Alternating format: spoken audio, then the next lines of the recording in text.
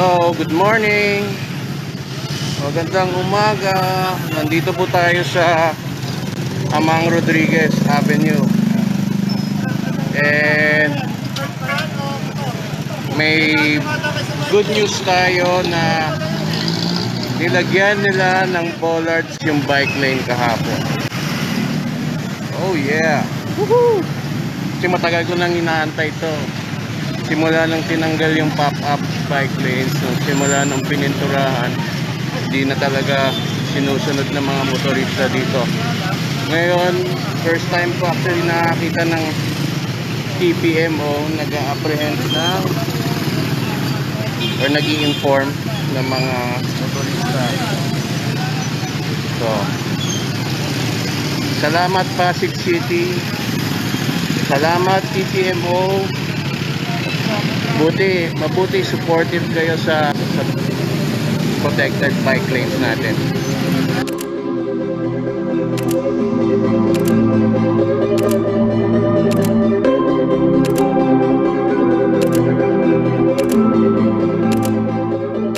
Exciting news, diba?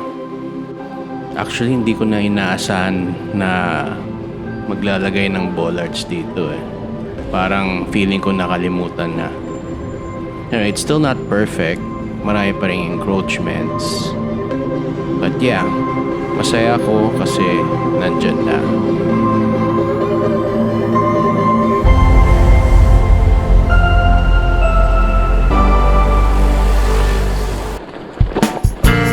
Alright, so if you're new to this channel, I like bikes, bike packing, bike commuting, folding bikes, bike camping, like coffee, making coffee, coffee outside, being outdoors, and all the gear that comes with it.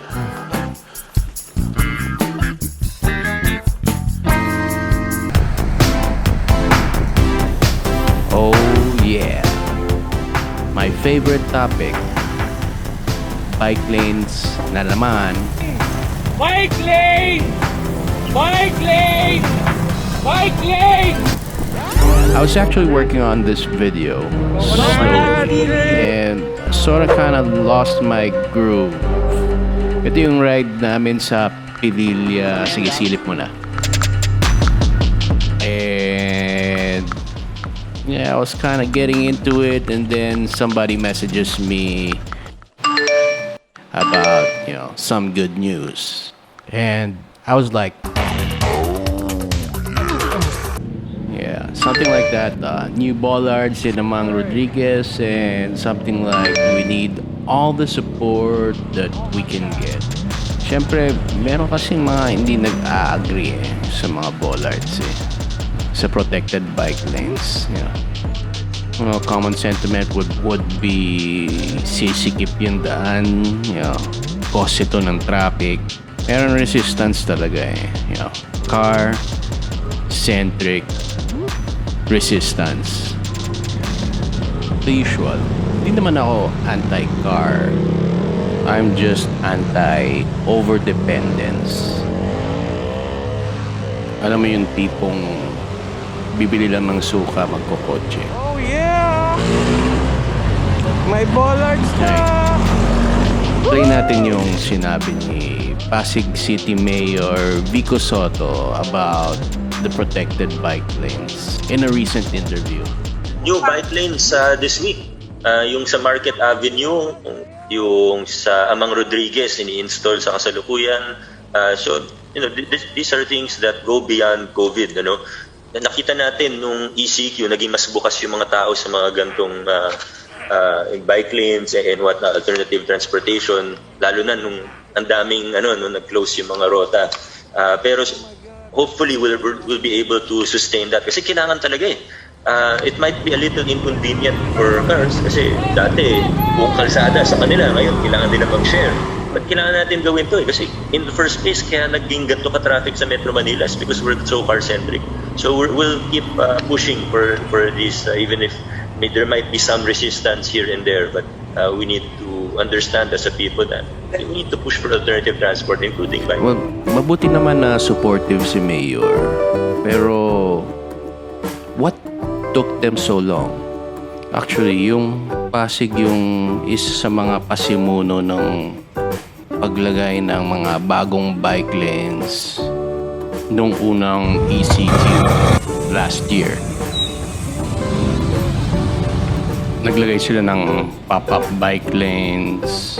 Actually, may bike lane na yan before, pero nabura na yung pintura. So, para mabilis, naglagay sila ng mga cones and barriers para karoon ng separation from motor vehicles. It got everyone excited, pero syempre, meron pa rin talagang Ayan, problema. inarangan niya yung bike lane. Pero pwede naman siya mag-park din sa tabi, oh. I made a bunch of videos about it, calling it out, asking people to do the same, to post it on social media.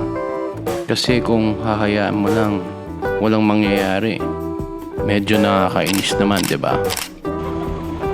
Partly din dahil sa mga videos na yan and separate posts on Facebook, napa-deep dive din ako sa cycling advocacy.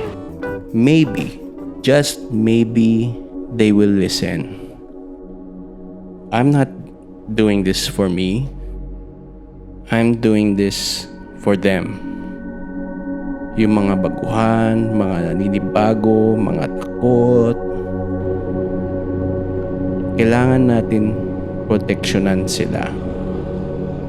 Mga kapwa nating siklista.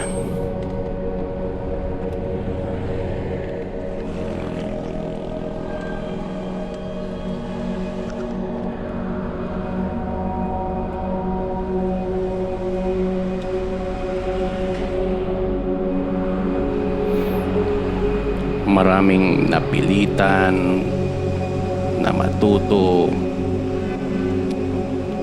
Maraming napilitan na mag-aral, mag-bisikleta. And I'm sure marami dyan sobrang takot. Takot makipagsapalaran sa daan. Lahat to dahil sa kawalan ng public transportation. Yung tipong binitin o iniwan ka lang ng gobyerno sa ere. Yung parang tinapong ka lang sa kanal. Bahala kayo dyan. Maglakad kayo. In a way, cycling got us out of that hole. And in a way then, this initiative sort of gave us hope na hindi useless yung gobyerno na to. Umaksyon silang mabilis. Well, it was good while it lasted.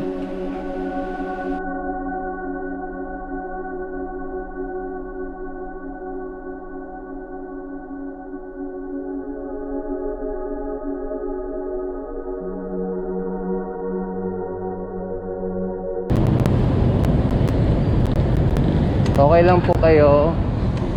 Pag medyo makitid, itukod nyo na lang yung paa nyo. Kinakabahan kasi po. Oo. Sige, alalayan ko kayo.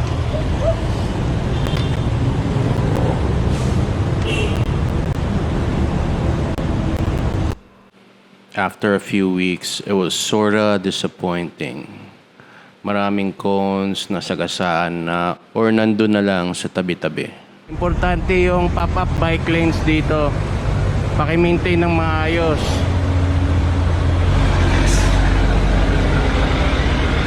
Tingnan mo, may palalaking truck yung dumadaan dito. Please. With the nagka-good news naman ng konti. Pininturahan na nila ulit yung bike lane sa Amang, sa Mang Rodriguez. And binalik din naman yung mga cones, pero short-lived eh.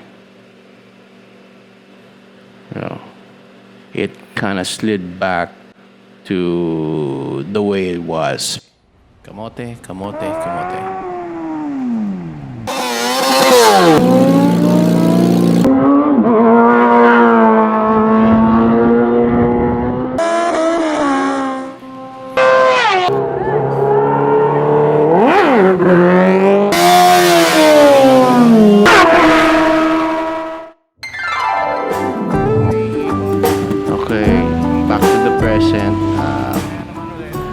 masaya ako na at least na kabit na yung mga bollards. Pero kapansin-pansin medyo wide yung mga gaps. Probably because gusto nila mag-maximize para malagyan din yung mga ibang kalye. Actually, unti-unti na nila yung mga bollards sa ibang mga kalye. Tulad sa Julio Vargas, dati kasi one side lang yung bollards, ngayon dalawang side na. And then meron na rin sa may C. Raimundo. Kapansin-pansin din na may mga gaps yung mga bollards, especially sa tapat ng mga business establishments. Alam mo, kahit dikit-dikitin mo yung mga bollards na yan, as in, lulusot at lulusot pa rin talaga yung mga motor eh. And they'll keep on doing that unless may enforcement. Well, may parts talaga na parang alakanin lagyan ng bollards. Ewan ko lang. Siguro, hopefully in the future magkaroon ng redesign ng kalye na to. Safer sidewalks, smoother sidewalks, more walkable sidewalks. Yeah, replace bollards with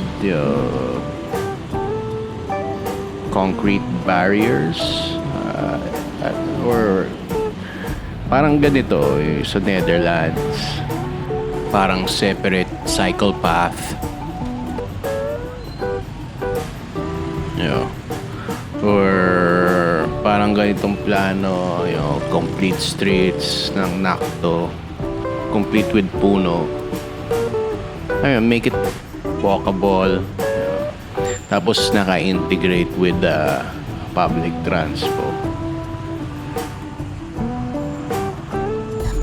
Nagpangalawang live feed pala ako that day. Well, gusto ko lang pakita yung flow ng traffic. Kasi sinasabi nila, the bollards cause congestion. Issue ba ang left turn dito? Baka hindi. Tingnan mo, nakaka-position naman yung red na Innova doon para mag-left dyan. Up, you. Kano nga yung fine? 300. Baba ng fine. Alam mo, kung wala yung mga motor dyan, pwedeng dumiretso. Well, kung wala yung motor dyan, pwedeng dumiretso yung cyclist, Sila yung nakaka-obstruct. Anyway, yung nagkukos ng unnecessary congestion, yung mga lumalabas na truck. Wala akong video. Yung lumalabas or papasok ng mga truck, or yung mga nagpa-parking at nagbabaking ng mga kotse.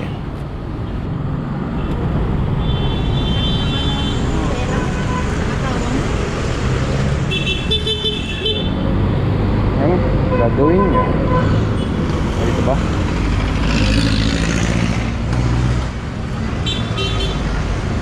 Hindi ka kasya. Hindi ka naman. Wow.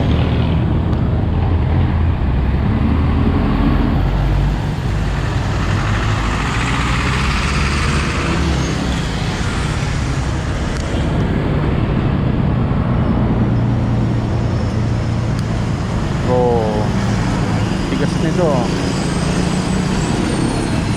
Wag dyan, man.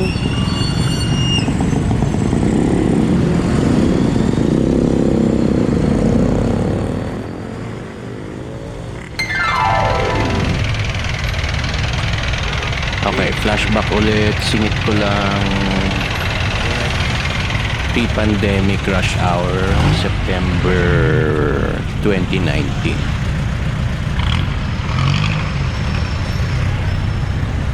sobrang siksikan, di ba? Ewan ko kung makakabalik pa tayo sa ganito. You know, not anytime soon. Ay, kable. Excuse.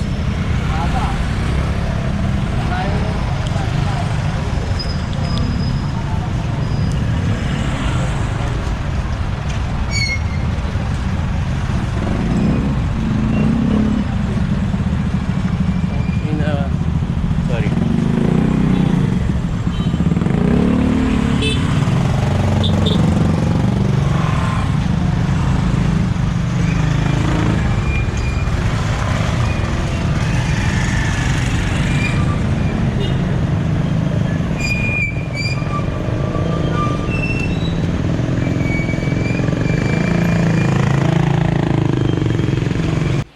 Okay, back to the present.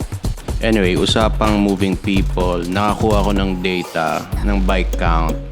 Nung Tuesday, from 6 to 9 a.m., northbound to Marikina, 1,070. And then southbound to Pasig proper, nasa 907. And then, same day, 3 p.m. to 6 p.m., northbound, 1,330, southbound, 1,309, and then the following day 6 a.m. to 9 a.m. nasa 1,386 ang northbound, and then southbound nasa 947.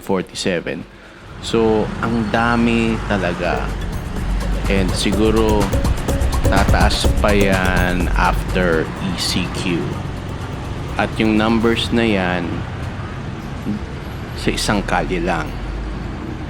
What this means is, medyo pasay na yung sasabihin mo, we are building a cycling city. We are a cycling city. You know, we just have to prioritize cycling as a mode of transport. And we've taken steps already towards that. It's a work in progress, and medyo kailangan habaan pa yung pasensya. And hopefully, hindi ito yung permanent na design. We want something better. Before ending this, ulitin ko lang yung interview ni Mayor Vico. Yung bike lanes this week, yung sa Market Avenue, yung sa Amang Rodriguez, ini-install sa kasalukuyan. So, you know, these are things that go beyond COVID, you know. Nakita natin nung ECQ, naging mas bukas yung mga tao sa mga gantong bike lanes and what alternative transportation, lalo na nung ang daming nung nag-close yung mga rota. Pero hopefully we'll be able to sustain that kasi kailangan talaga eh. It might be a little inconvenient for cars kasi dati buong kalsada sa kanila, ngayon kailangan nila mag-share. But kailangan natin gawin to eh kasi in the first place kaya naging ganito ka-traffic sa Metro Manila is because we're so car-centric. So we'll keep pushing for this even if there might be some resistance here and there, but we need to understand as a people that we need to push for alternative transport including bike. Let's prioritize cycling kasi kailangan.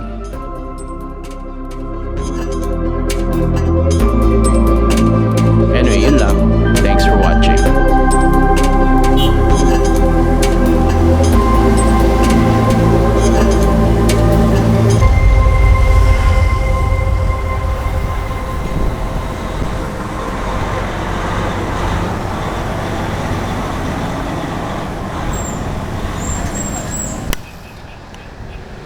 Singit ko lang pala to, maraming nasasagasaan pala na bollards. Don't worry daw, may maintenance plan naman. Pero, yun na nga, hassle.